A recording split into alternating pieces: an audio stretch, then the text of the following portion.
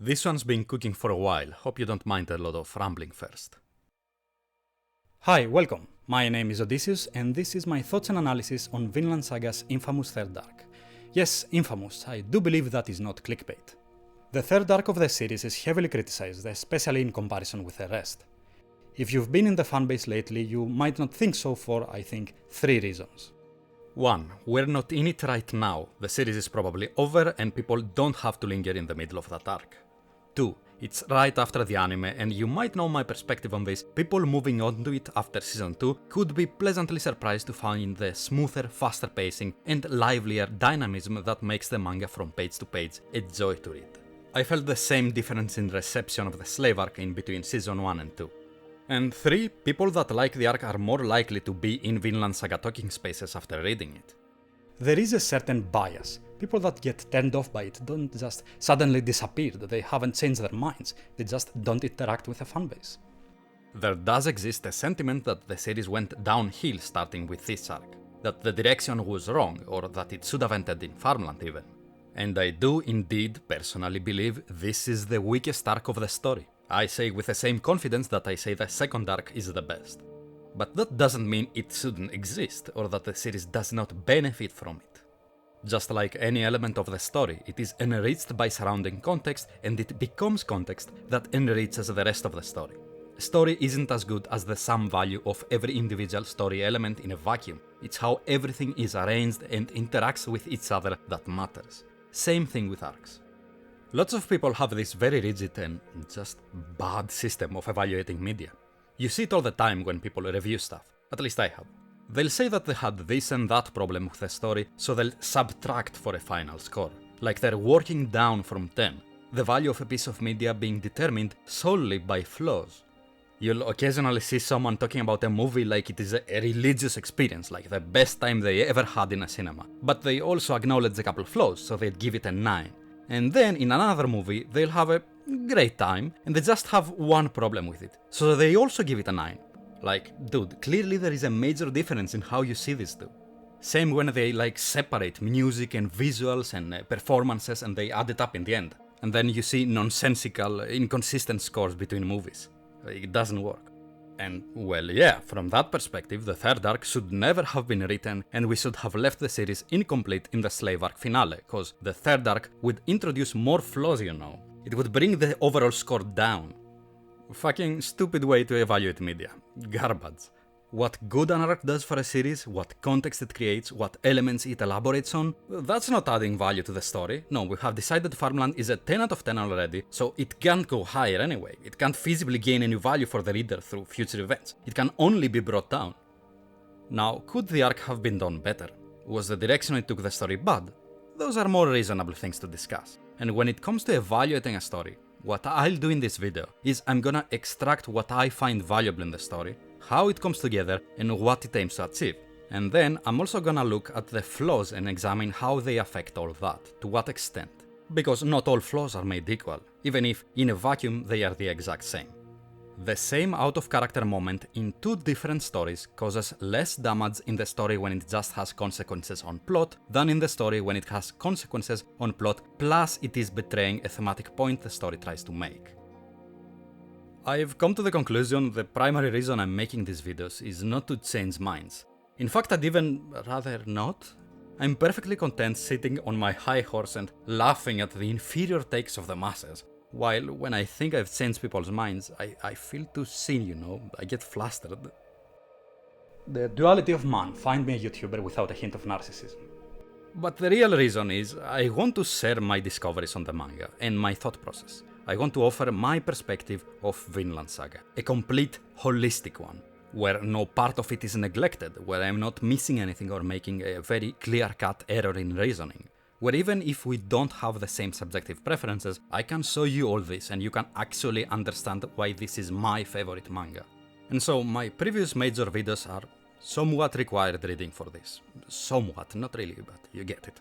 The first 2 arcs set the foundations for what the series does, so I am leaning on my perspective on these for this analysis.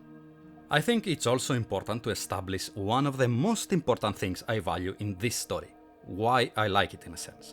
Yes, there's stylistic choices, the particulars of how characters are written, tone, heart, pacing, but when it comes to the broader strokes of what determines the path of the narrative, it's this right here. Q&A at the end of Farmland, Book 7. Yukimura answers on a question about writing advice for aspiring writers. Not a sane question, or maybe I'd call it naive, but I guess it does prompt something revealing about the interviewed author. Out of anything he could have answered with, faced with such an overwhelming question, he says, always ask yourself, why? To everything from character deaths to small background details to the thematic questions concerning the story where he puts emphasis on for this answer. What I like in Vinland Saga is cause and effect. When something significant happens in the narrative, I trace it back to the reason it happened, and I always find an interesting answer. When I wonder why it happens from a meta perspective, why it was written that way, the answer I found in narrative always contributes to a broader worldview Vinland Saga is trying to communicate. Everything has a reason why it is placed where it is and arranged how it is. I am consistently rewarded by trying to engage with the story. The more I look anywhere in it, the more I get. Because the whys of the story have been paid thorough attention to by the writer. It's dense in substance. So I think asking why is a particularly useful tool when tackling some of the most notable criticism levied against the arc. Speaking about the criticisms, I clowned on the response Season 2 got, and I fully stand by that. This is not the same case though. It's not such a drastic lack of understanding and refusal to engage with storytelling in general. Third arc gets far more normal stuff. Expected even, from people that I imagine followed the story with decent competence, at least casually, in the first couple of read-throughs especially. And looking at the sheer amount of criticism, at some point they're bound to hit something legitimate. I mean, I think every single character here has some notable shade thrown at them, except maybe Halfdan and Leif. That being said, when we talk about the direction set for the story, I think some growing pains would be inevitable for a lot of people, regardless of the quality of the material. And it started happening with Farmland already, but here's where it's really obvious. So when a series starts, there's an influx of ideas introduced, and an even bigger influx of ideas people think are introduced. The scope expands, expectations expand. There's just more and more things to be excited about. You have people waiting for either anti-war messaging, Game of Thrones-like political intrigue, a historical documentary, or a battle manga format, and they can all coexist and be happy because they all see potential follow-through for their vision of what they believe and what they want the story to be. But at one point, likely in the middle of it, the story scope will appear to contract, to focus on what it actually wants to do, and a lot of hopes will be shattered. So when someone claims missed opportunity, it's usually not something that matters to me much.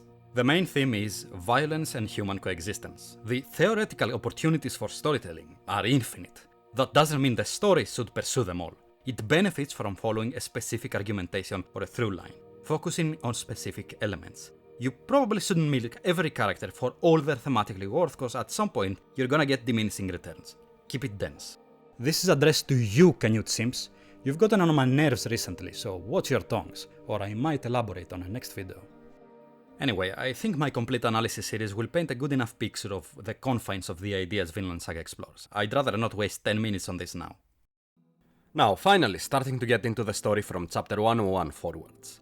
People usually call this arc Baltic Sea War, but that really is unfortunate because Baltic Sea War is only the worst part of the third arc. It's called Eastern Expedition, and the first segments are fantastic. Well, once in a while you'll see someone say the first half of Eastern Expedition is the bad one, and we'll just have to accept that me and this dude will never see eye to eye. The Fettered Tern is potentially the most underrated segment in the entire story. It never gets any hype, but it does so much stuff in just a bit over a volume with perfect pacing. Farmland is a pretty heavy arc. It was a downer, it was oppressive, it had a lot of tragedy, and the Fettered Tern is a perfect breather. In the grander scale of the story, the entire third arc is an emotional breather, kinda, but the Fettered Tern in a vacuum serves this purpose incredibly well. We get to soar on the wings of Thorfinn's freedom and ambition after an arc where he was completely constricted and lost. The character suddenly has agency. It is exciting, and it is accompanied by an eager, more adventurous tone. For Thorfinn and crew, this is a peaceful if not a happy time. With the reuniting of Thorfinn's family and friends, there's no urgency, and so we get to look at the future along with the characters with a positive outlook and not worry. The relief of tension here right after the previous arc is excellent. I am the kind of person that can potentially find a persistent monotonous tone grating or even heavy-handed. Not that it would have happened necessarily with Vinland, but I welcome these tone shifts, and this one in particular is very organic. The Fettered Tern, placed where it is an arc that always makes me want to keep on reading. It feels refreshing. Then we have what it does with the plot. It sets things into motion very fast after this declaration in Farmland. Not a chapter after the return to Iceland and we start planning, Thorfinn gets to immediately exercise his agency. Talks about funding lead in a couple chapters to negotiation, where we get discussion about the scope of the project. Some of the prime details, we establish both the rewards and the existing interest in the project from Iceland and Greenland, as well as potential obstacles that were the downfall of previous expeditions. Now, a few of these details are thematically meaningful. Negotiations in general fundamentally are, but this is mostly just plot stuff that has to be addressed at some point. Not saying that connecting the dots can't be interesting, but it's not the main course, the substance. What I'm saying is that it's perfectly positioned to capitalize on the hype Farmland builds for the project, matching what's exciting and new about Thorfinn's position in the story, and is beautifully paired with new character introductions and characterization, along with some thematic points, old and new, that are made in this arc. On the other side, the second plot is Gudrid and Sigurd's engagement, which is more character focused. The important characters, the ones worth talking about here, are Gudrid, Sigurd and Halfdan. What is being explored with them is 1. The pressure of social expectations based on gender, and 2. Pride. So yeah, Vinland Saga is woke now. I can't believe we're supporting women choosing what to do with their lives. Listen, I can't do the anti-red pill thing here. If you don't agree with what Vinland Saga argues for women in this arc, the door's right there, man. I don't consider that a serious criticism. Shouldn't be that surprising coming from Vinland either, cause it has already started dismantling societal expectations of men in previous arcs. The oppression of women in this patriarchal society is not comparatively as big a deal as, the rampant war and slavery the protagonists want to run away from, but it still is a thing worth tackling, and the conflict based on that is the kind of lower stakes that fits what the arc is going for. Plus, just cause a conflict is not that major, like not hundreds of people dying, doesn't make it less interesting. And yes, Gudrid's arc here has its moments. It doesn't just tell you woman good, man bad, free woman and is done with it. The families she's marrying into are not just malicious villains, and the people of her family also engage into the sexist outlook that is common at the time. I appreciate sexist Leif a lot. The story wasn't afraid to put a sympathetic character in that position. Even someone as radical for the time as Thorfinn. A woman's hair is your very life. I agree with you. Like, damn, Thorfinn. But admittedly, these guys do have bigger issues to solve. Thorfinn in the end understands her, yes, but sort of the real reason they take her with them is she was potentially in actual danger. Otherwise, why would they bother with her situation?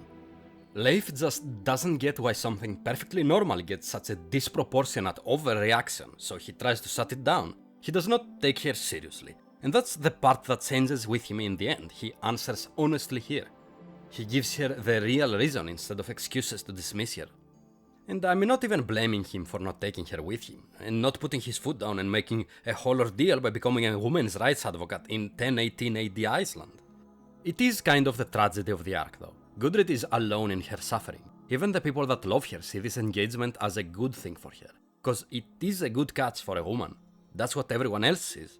But she still is essentially going to be a luxury slave. The implications are pretty grim. Everyone is basically gaslighting her into it. She must be feeling like she's crazy, especially when she stabs Sigurd. The disconnect with all other people, the eventual submission and dismissal of her own correct logic under constant pressure, the feeling that she lives in a different reality than everyone around her. That's what gets me with this arc, this mental torture. And so Leif telling this to her straight is like a breath of fresh air after nearly drowning, a moment of clarity. Or like, you woke up one day and everyone tells you 2 + 2 = 5, and after a day of you going insane, one person admits to you that, yeah, they are lying. She managed to successfully communicate about who she is with another person, and they listened. And as an extra note, I like how her backstory basically primes her to be different. There's a reason given as to why she specifically is so rebellious. She learned from an early age that she does live in a cage. She was given ambition. Alright, that's all the feminism for today, because I'm gonna hit you with the men are more important in the story, and her arc is complementary to a man's arc that is more important, and that's how it should be. Listen, there's a perfectly good reasoning for this. See, Sigurd and Gudrid, they're almost anagrams, see? And look at how they look, some similar features, huh? And their personalities are also very similar, aren't they? I believe that they're pretty much the same character, gender bent, each set to deal with their respective genders' societal expectations. Gudrid's arc is more minor in comparison and used to support Sigurd's because the woman side of things here is more straightforward and simple. But for the men it's more complicated because the men are in power and that power and those social expectations are responsible for the world Thorfinn lives in. And in order for that world to change and for women to get freed from it too, we need to deal with the man's side of things. And we usually already do. All character arcs in Vinland are fundamentally very gendered. I can't think of one character that can work the same if gender bent except Hild, and even still, Hild benefits for being written a woman. I often see people ask if Vinland in future arcs has major or well-written female characters. It has kind of become a virtue all of its own, a representation. But I don't believe it in and of itself to be a writing quality. Maybe more of a public service, and maybe for different reasons than other people. Sometimes I see talks about adding a female Viking in the story, and I don't see the value of it. Why introduce an inconsequential exception when trying to establish a rule? To prove women can also participate in a society designed to oppress them? Yeah, girl power, I guess. Pull yourself up by your bootstraps, queen. They'll accept you if you try hard enough. Anyway, Sigurd. Beautiful characterization, although this is still just the beginning of his arc. You immediately get his deal, and his desperation to live up to expectations is already proving destructive despite him actually being capable. I enjoy a lot of the small moments with Sigurd. He has great interactions with other characters, especially Gudrid. The need to look the part, the difficulty in admitting a mistake. Then Thorfinn cedes ground and Sigurd instantly snatches it back to protect his pride. He's placed at a villainous position, but you always get to see the humanity in him, so you can't help but empathize. When I see him together with Gudrid after their wedding, I can't help but feel how similar they feel and how ironic this situation is. It's one of my favorite scenes in this arc. Great build-up, tension, a release of tension, then lulls you back in, you get it. Halfdan is maybe the best character in Fettered Tern. He is similar to Sigurd. Sigurd tries to emulate him after all, but Halfdan is much harder to read because the wall he puts on isn't as flimsy as Sigurd's. This makes him the biggest presence of the arc and the most fun character to figure out. It needs to be said though that Halfdan is different from how we saw him in the beginning of the story. He was slightly retconned. Definitely less cruel, which is not difficult to accept logically, he may have just changed. But if you try to take account of his early appearance, it'll only just confuse things. The only thing that remains is his ideology, and that only is significantly relevant much later.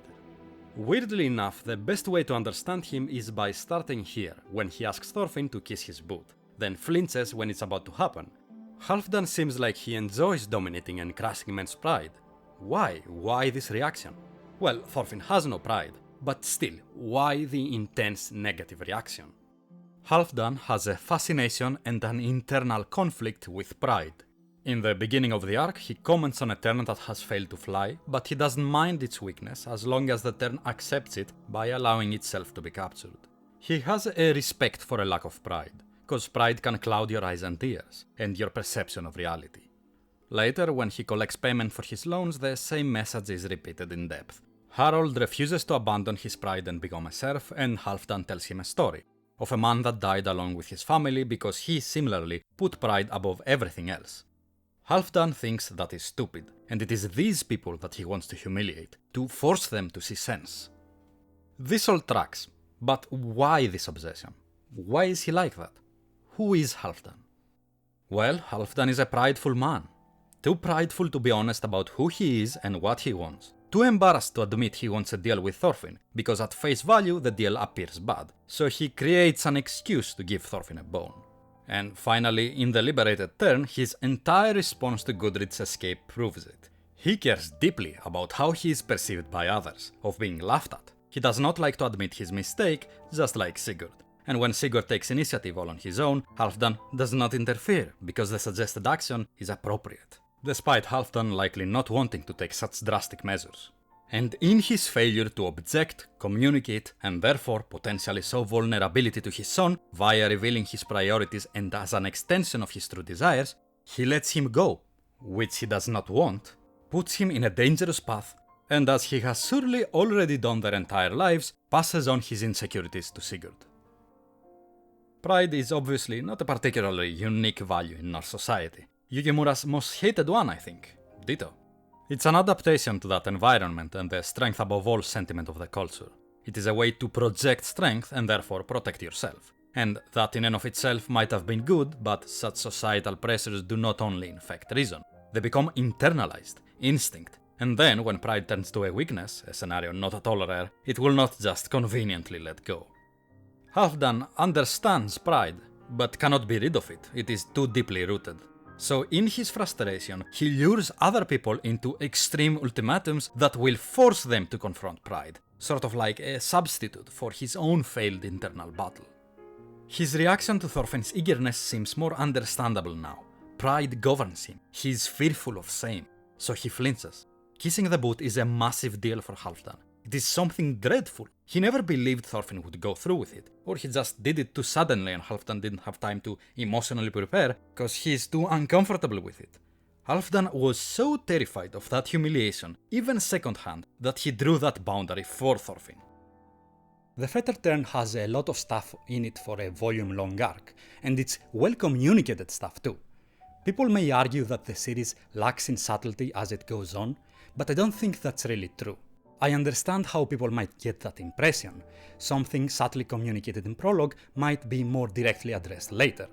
But also newer arcs have more subtle communication of newly elaborated ideas.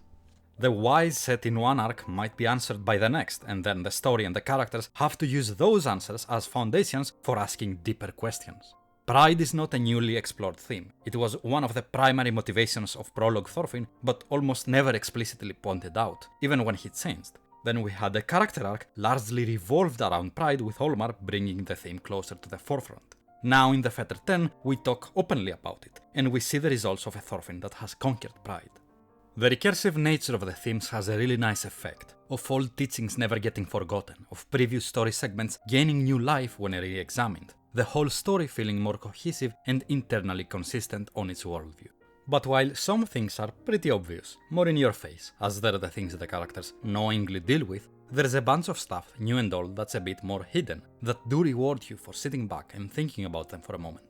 Yes, the Tern is so obviously Gudrid. Halfdan thinks they're weak because they can't do what they're supposed to do, without ever considering their potential uniqueness. Sigurd trying to catch them, mistakenly thinking that will please his father, but as an obvious result of Halfdan's miscommunication. It's a nice touch. But also what Halfdan says about submission when faced with one's own weakness. You either participate in a system where strength means everything, or you endure and accept it. These are the only two options that he sees, a close-mindedness that he has naturally adopted from his cultural environment, the cause of all his internal struggles. From that perspective, Thorfinn also takes the role of the Tern, someone who rejects that binary ultimatum and searches for a third option. And with that rebellion against norms of the time, his and Gudrid's arcs are linked. There's some very blatant girl power moments in the arc, around Halfdan's failure because of his rigid thinking, him seeing women as pawns that can only be expected to move in specific ways. But the story isn't doing it just to say women, or even just to elaborate on the oppressive Norse society. The characters talk about women, but the message is not just about them. It's a very simple message, one of the most important ones, and it has been consistently existing in the background from chapter 2, basically the very beginning. The next chapters before Hunter and the Hunted are also chock full of interesting and powerful moments, and they're also the chapters where I caught up the first time I read the manga. Not much of what I thought of the story then is relevant now, except I believe the effect the plot had on me.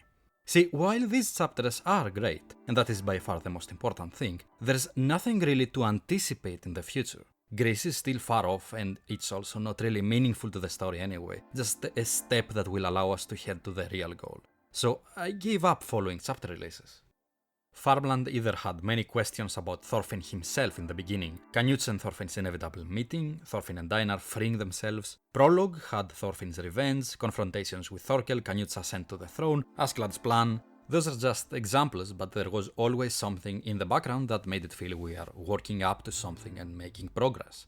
The Eastern expedition itself isn't an interesting plot hook. The only thing that exists is the inevitable confrontation with Sigurd.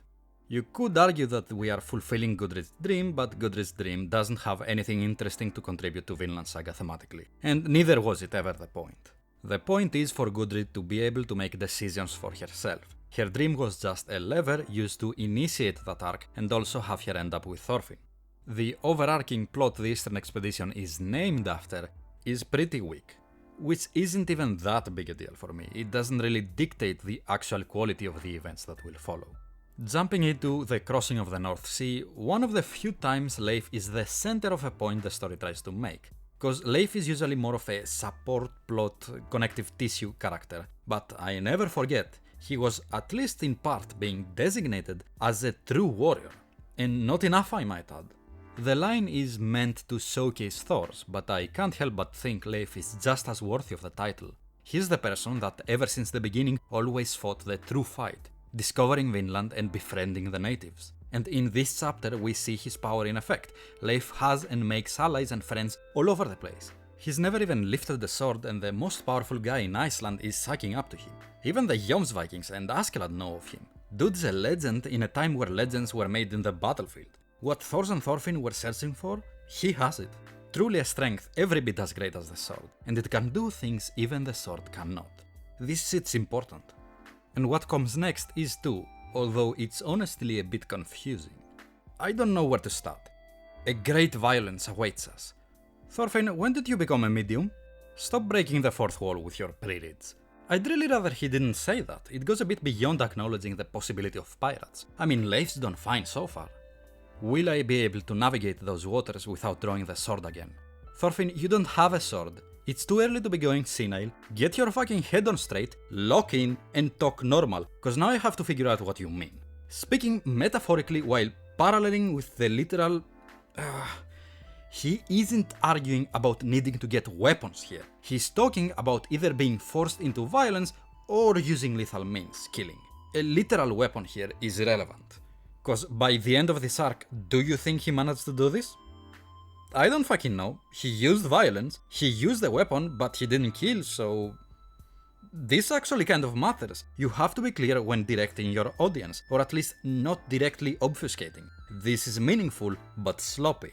Talking about Thor's keeping a sword just in case evokes relevant, to be expected thoughts about the necessity of weaponry, but that is not what is actually being communicated. It's misleading.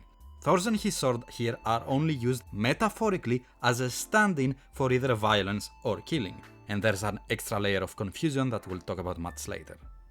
What is for sure being communicated is Thor's believing he uniquely attracts violence, and that is important context for the potential necessity of violence talked about here. They're not to be separated. Although the reader is conditioned to do that and ask other questions too, that they're not supposed to yet. When they do that and you don't have an answer for them, that is also kinda on you for not directing them better. Still a great scene, especially what comes after, but we'll not talk about that in this analysis. Also, this is the point where it's most noticeable that Yukimura forgot to draw Thorfinn his actual size. Even when drawn alone, his proportions make him look much taller. From warrior to warrior is pretty simple. Thorfinn is taking responsibility of an orphan of war. It's his most clear and direct act of atonement in the story.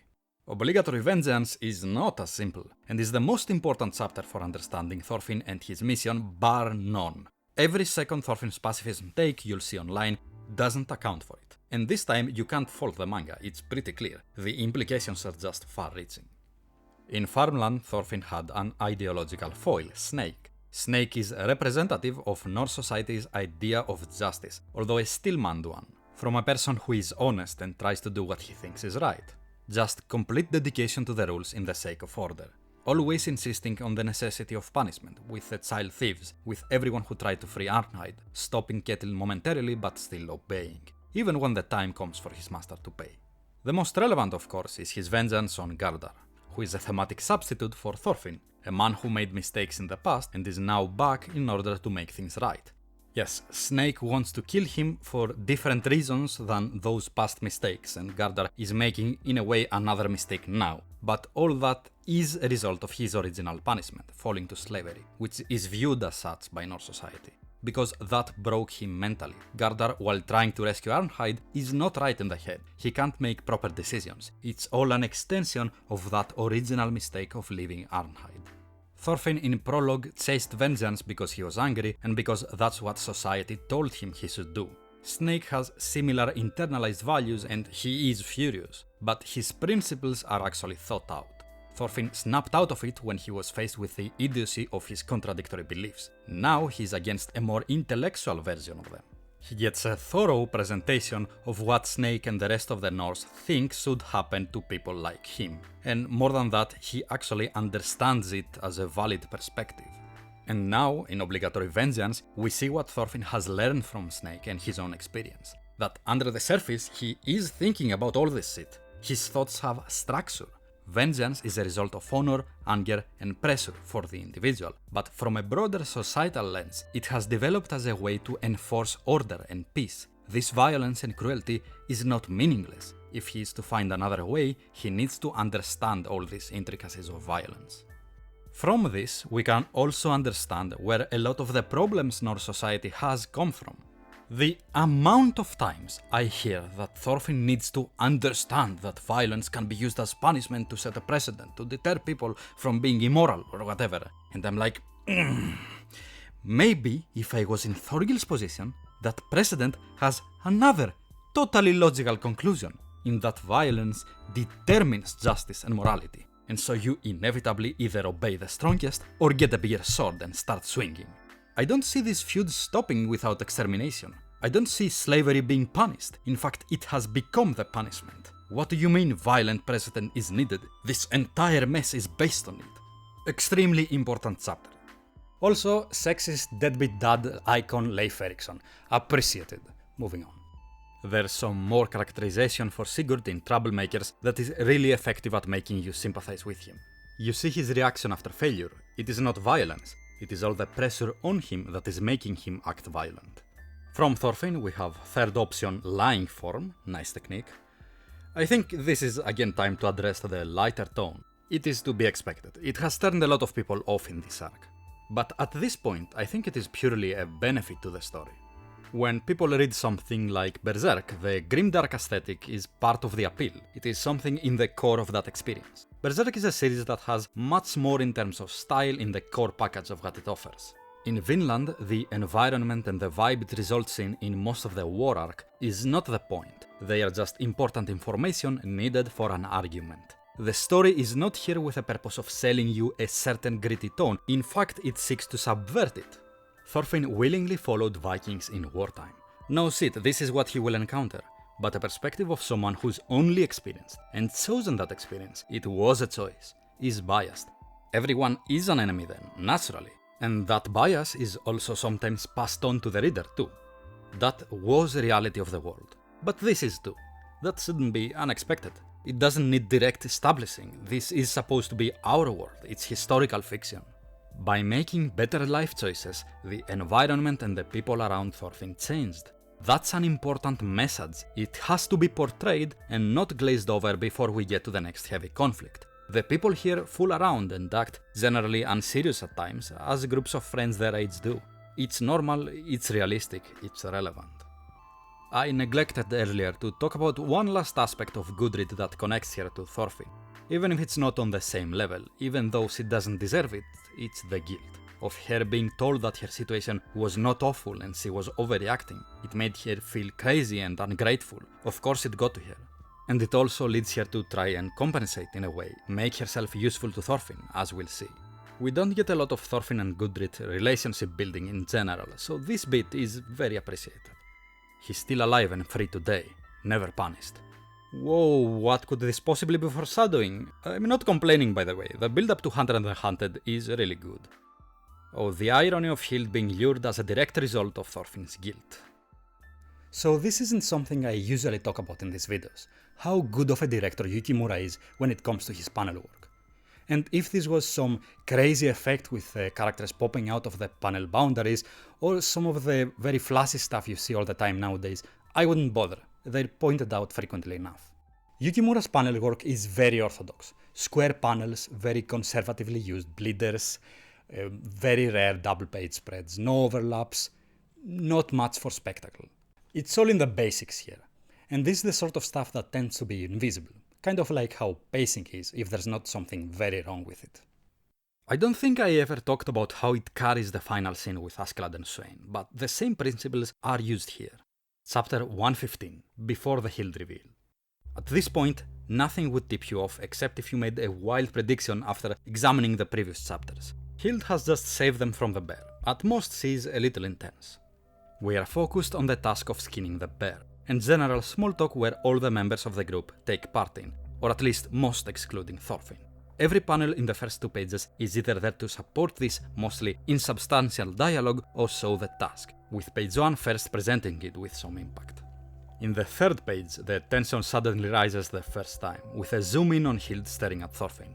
Generally, tension rises when we get a close-up, and drops when we look at the bigger picture.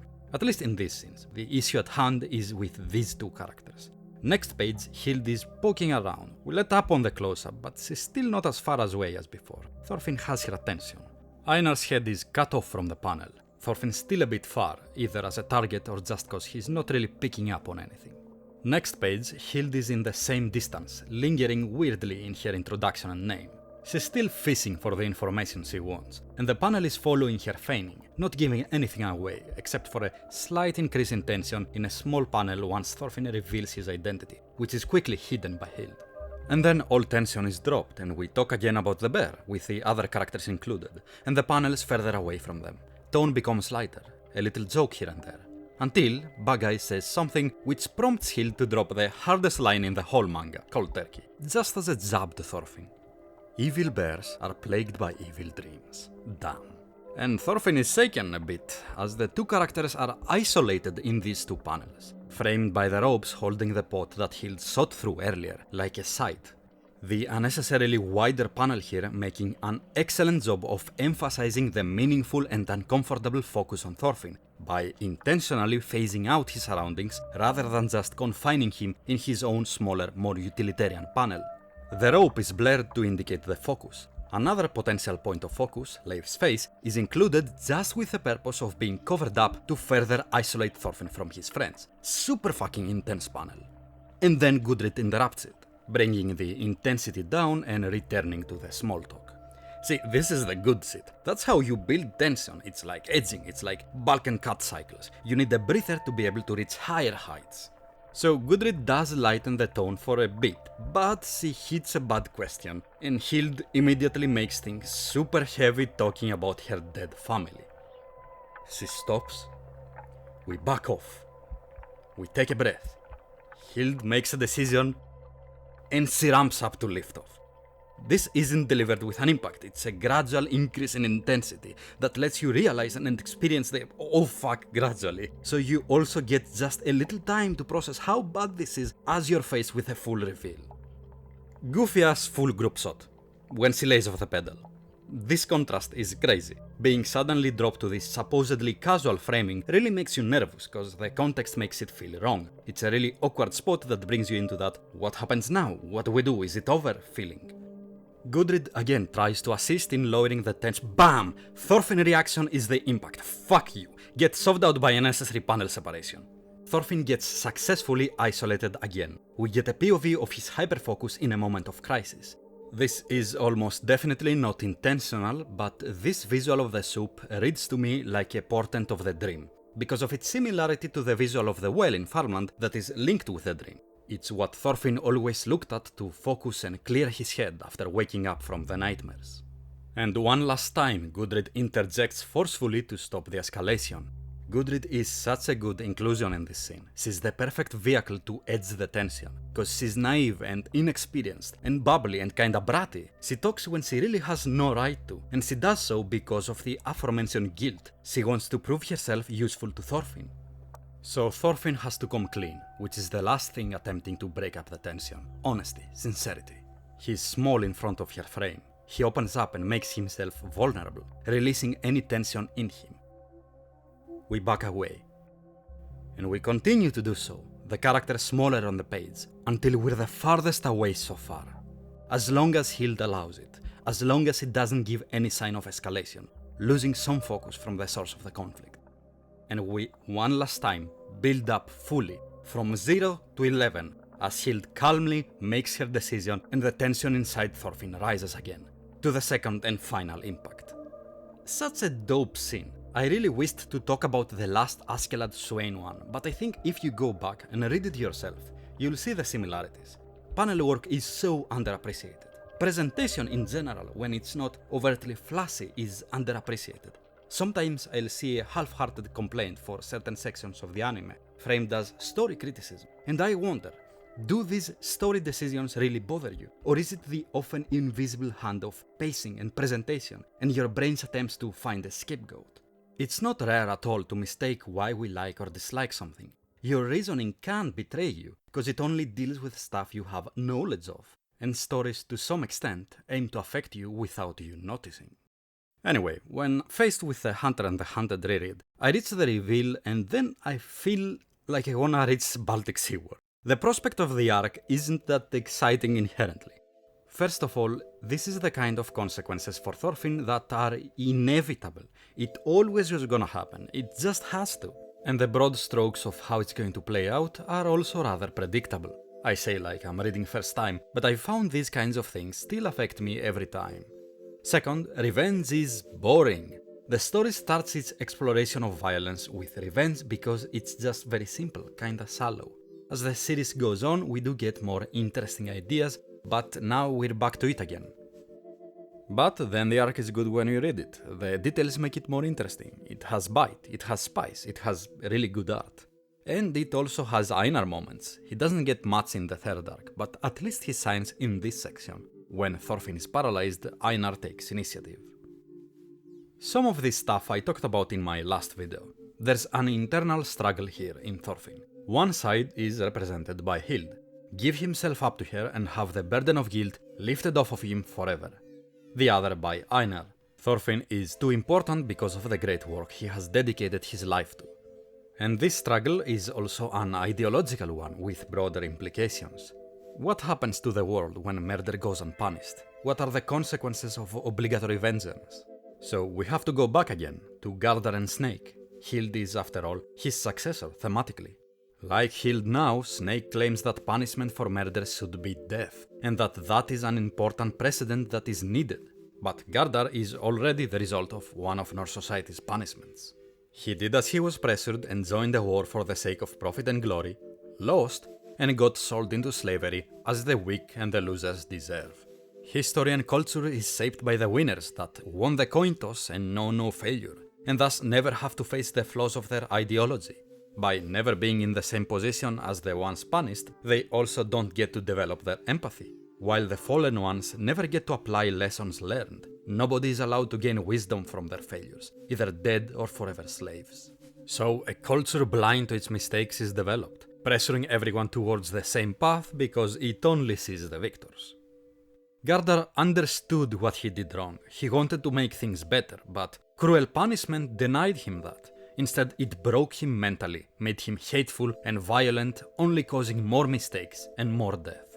Snake supports both punishments, slavery indirectly. He is principled, you can respect that, I guess, but how much does it matter when everything around him is collapsing because of the system he tries to maintain? Should Thorfinn also be put to death?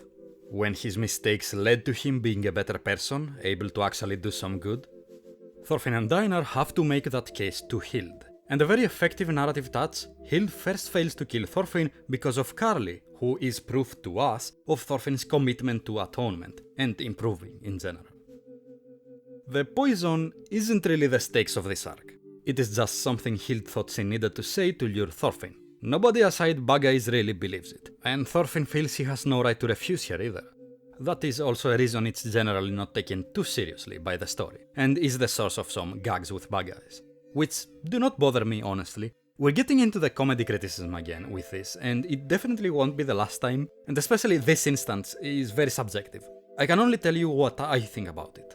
Bagais is just acting like himself. There's no contortion of his character to have this result, which I believe is the most important thing. It is natural for this character to react like this in this scenario. His frank, cynical and snarky personality just makes him entertaining when outraged. He is used well to break the silence, which distances it a bit from the really dramatic moment, push Thorfinn to action in a way no one else would, and come into conflict with Gudrid, of course, regarding the burdens Thorfinn has to carry alone. It's not a bad flair. The next bit is a little harder to give such a solid defense, but it's still Baga is acting like himself, and it interrupts a long action sequence, not a very dramatic or emotional scene.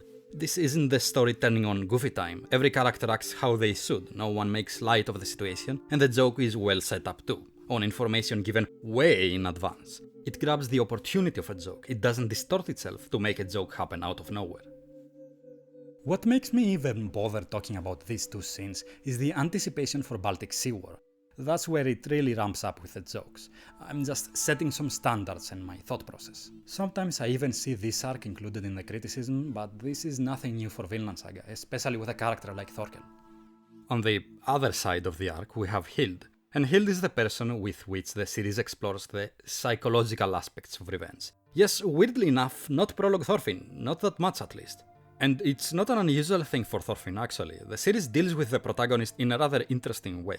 His arc is comprised of aspects of a lot of themes, like think pride, mentioned once as a core motivation, you can see it if you pay attention, but it's never something that is mentioned or acknowledged in his development. You can figure out all the details, but it's subtext. Lots of things are happening internally, we have to intuit them indirectly. We as the audience don't learn alongside him, we learn what the story has to say about pride through Olmar's arc. And then we touch base with Thorfinn again regarding that in the Fettered Tern to see that we are now at the same wavelength. It will kinda happen in Baltic Sea War too. It's a great way to not oversaturate the story with the protagonist and keep some mystery about him. You never know 100% of what he's thinking. Like the Obligatory Vengeance speech comes out of nowhere, but there were clear seeds planted. So while Prologue Thorfinn's arc revolved around revenge, it had a lot of other baggage with it. A warrior's pride, Norse values, it's very complicated where he ended up, with the obsession on the duel leading up to a more brains versus brawn message, and him making himself a hypocrite by becoming just as bad as Askeladd. Hild is much purer. She doesn't give a shit about honor, or warriors, or fair duels, and won't take innocent lives. Unlike Thorfinn and Snake, she's not in agreement at all with Norse society's values. She was and is kind of an outcast in it, which means that ideologically she's up for convincing, and we focus more on the psychological aspects of revenge. Her child genius background is kinda surprising at first, one of those big liberties for the setting. It doesn't make too much sense, but her inventions are all destroyed, but she's still there. Weight against what it contributes. Another example of a person who is not following social norms, but contributing to her community as a result of being allowed to. Her being able to offer that much and being that passionate about it, being robbed away because of the revenge and ideology Thorfinn passed on to her. And one more thing we'll talk about a little bit in the crossbow talk. I gotta say, I'm not a big fan of Hrafnkel's speech here about forgiveness. It's a bit contrived. I mean, sure, I'm happy Christianity is represented again. It's realistic for the setting and pretty relevant. I don't think it's too coincidental that he taught his daughter basic Christian teachings, and I don't think it lessens her eventual decision. People aren't born good, their environment and others shape them. But he says that right now, in this urgent moment, like he knows it's going to be important in the future. Barely 2 scenes into her backstory that just started. Too much, man, too direct. Prologue Thorfinn's arc wasn't about forgiveness, and Thors knew that, that's why he didn't give the same speech in that last moment. And even then, in chapter 2, that vision of his father he had that intuition about what his father might say, even if he refuses to acknowledge it. Much more elegant way to show parental influence. Not the parent monologuing about their explicit thoughts and wishes 2 seconds before they get stabbed. Boring and contrived. I mean, I get she grapples with the specifics later for us to get the good insight, but still. Now though, we move on to peak young Thorfinn. Man, am I glad this is the furthest thing away from the occasional pity me bullshit of anime Prologue Thorfinn. It pains me to see some anime-only discussions about him, and I really want to bring this up, like he really embraces the might makes right shit, to justify his actions. It's very blatant here. No ignoring and stretching for other meaning in the Hordaland scene, no. And there's still that page that sparks debates, and people sometimes get angry at Hild for not taking it into account in her events while defending Thorfinn. So fucking frustrating. Oh wow, he killed her father but spared a couple words to make her leave. Or maybe he's not so bad after all. Yeah, maybe Ketil too then, but his crime is more icky and he's fat and old. It's not as cool as mass murderer, I guess. I wonder, do people realize that bad people do bad things for their benefit? And when they don't benefit from something, they often don't do the bad thing, and they shouldn't get credit for that? Big thing. Also, maybe we should talk about how Thorfinn hates weakness and is embarrassed about his past weakness and is always projecting about that. And that this verbal and literal beating is very likely just him working out his frustrations on a random girl, like Halfdan does with his loan schemes. So I'm even less likely to give Thorfinn props for anything. God no. The official translation also slightly robbed me too. I read this tweet once about how in Japanese the way Thorfinn talks is way more aggressive and upsetting. And I have to agree that sounds about right. I would prefer that. A big part of Hild's role in the story is to show how ideas are passed on, and what are the consequences of that. What she ends up is a combination of Thorfinn and her father and master. When it comes to Thorfinn, might makes right. When Thorfinn turned to revenge, that was already there to some extent. He idolized strength before that. Arguably, Askeladd even in that part of the story challenged that mentality. With Hild, Thorfinn directly preaches it to her because of his own insecurities. And despite Hild never thinking like that, it's kind of a hard to dispute worldview. Sure, she might think he's a piece of shit, but that doesn't help any. Forgiveness wouldn't either. The only thing that would is if she were strong, if she was able to enforce her morals, buying into what Thorfinn is saying. Might Makes Right has a kernel of truth to it, which Hild can't deny. So she sees herself as the loser and him as the winner, and can't accept it. See, I still think revenge at its core is closely bound with pride. Sure, you or I might say that we don't agree with Might Makes Right, and we may even put up convincing arguments. Arguments like the ones the story brings to the table, the contrast of the Norse society with our modern ones, the evolution of morality for the better. I mean, you can't really say Thorfinn is a winner. His life is miserable, arguably worse than Hild's ever was, and he never got anything out of all of this. It just ended in humiliation for him. You can't say Hild's life became better after buying into the idea. Yes, we can understand all that, but at the end of the day, if you get punched for no reason, there is that primal, instinctual feeling of having your dignity trampled, of being pushed beneath that person, with the only way to fix it being retribution. That's very much in our hardware, and that wasn't something communicated with Thorfinn's arc because of his extra baggage. On that instinctual level, we buy into Might Makes Right. We are fundamentally connected to it, and with Hild it's much worse than getting punched. That feeling is too powerful to be subverted by the principles and wisdom her master and father tries to pass on to her. It makes her feel ashamed when she considers anything else than her vengeance. Here is an important clash between principle and emotion, intellectualism even over our animalistic instincts, overcoming nature. But for now, Hild is plunged in the ravine, where Thorfinn is trapped. Anger clouds your eyes and ears, you won't see anything, much less the mountain. The whole deal with a crossbow is kinda interesting. First, I like how well crossbows were set up in the story. There's emphasis on them being more powerful and a more modern weapon. It almost feels like all those details existed that far back just for this. Her being a genius engineer leads to something actually relevant not just for the plot but thematically. A lot of little things to extract here. Her talents now used to make weaponry instead of helping a community. The introduction of the Great Equalizer, well, it's not a gun, but might as well be. With both power, speed and ease of use, it would be the most powerful weapon of the time, and even a girl can use it pretty much as effectively as any man. In that way, it's an entity in the story that gives power to the weak. It's a weapon of the victims and the oppressed, further cementing Hild as the most pure case of vengeance and retributive justice in the story, in comparison to Thorfinn and Snake. Hild is completely innocent, only a victim. Maybe her sword should exist. I think I also much prefer the scene of her master's advice from the one with her father's. It feels natural for him to tell her this after noticing over some time the turmoil that exists inside Hild. He doesn't directly tell her what to do, he doesn't psychically know where the story goes next, and so the wisdom he offers is less specific. And in that wider net it casts, it manages to be more interesting and strike closer to the core of the issue. I could see how the parallel here may be a bit head-scratchy if you overthink it. Animals have no anger or hatred? Don't know about that. But I don't think it's a problem. The reader can easily grasp the message, I think, if they're not being dense. The character thinks that, or they separate, in a sense, humans from animals, because humans have the ability with their intelligence to overcome their nature in a unique way. It's how in Willibald's speech, in the context of Christian religion, we are separating the humans from all the animals. They're grouped up with natural phenomena, they're a static force of nature, they can't be evil. He says animals are better, and we're also paralleling who with the animals and the bear, Thorfinn or Vikings like Thorkel. Because Thorfinn definitely had anger like Hild, how is he better in any way? That's because Hild does view Thorfinn like an average brute Viking. And comparing them to animals does make sense. They give in to their most base animalistic instincts, more than any other human at least. They degrade themselves to that level of animal kind.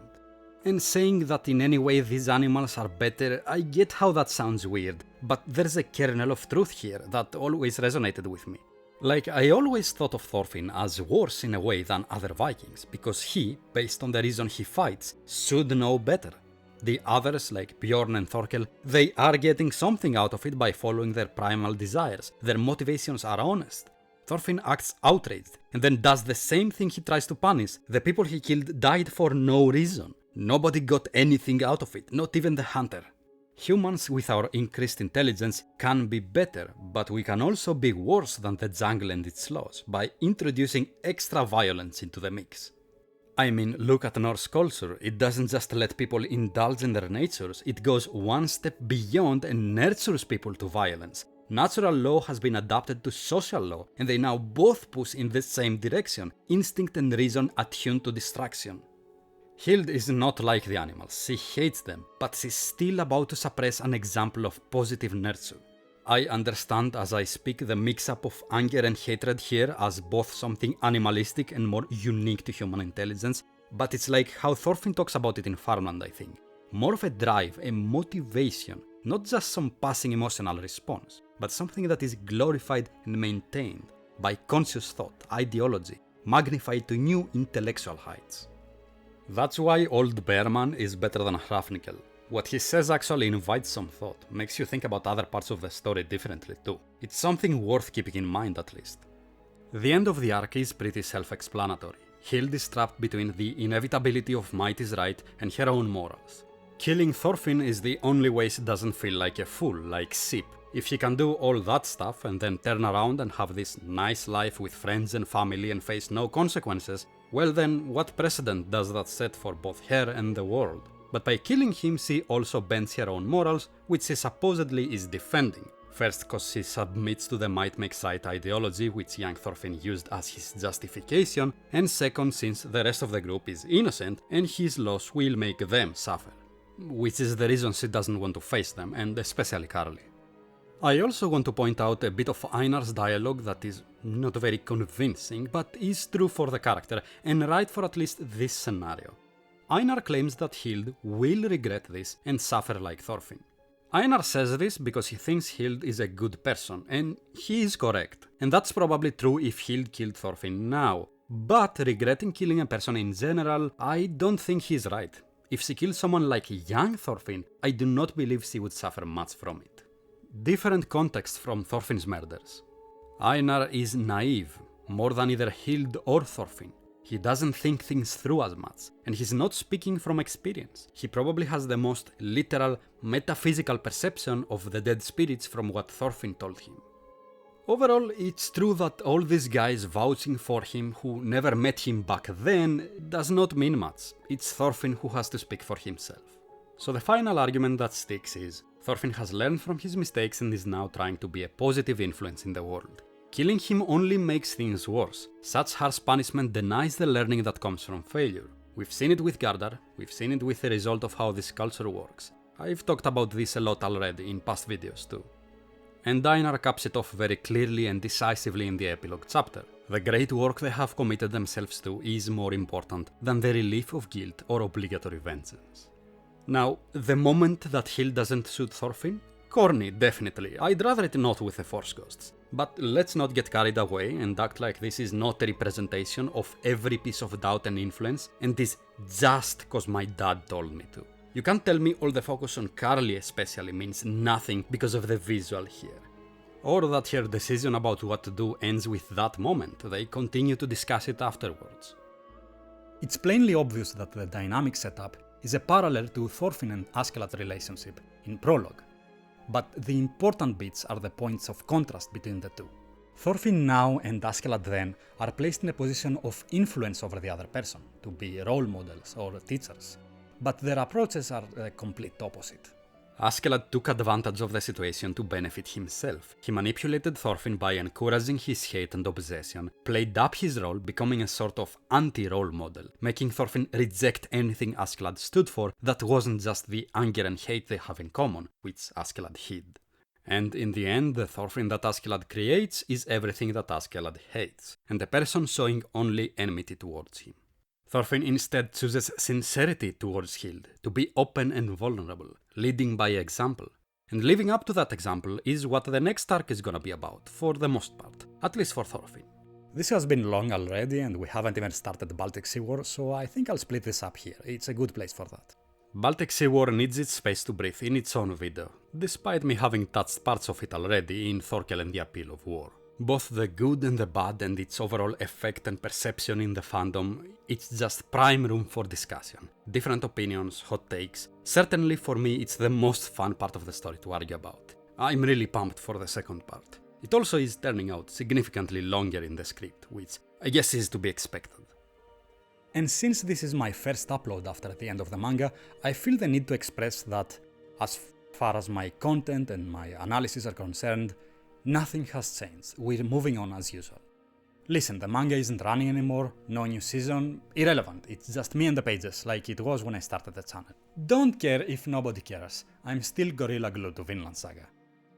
Alright, now you can get the hell out of here. Until next time.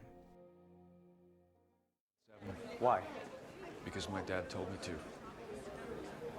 Because your dad told you to? Jesus Christ. Because your dad told you to? You fucked it, bro. But are you fucking kidding me? Because your dad told you to? Are you a fucking idiot?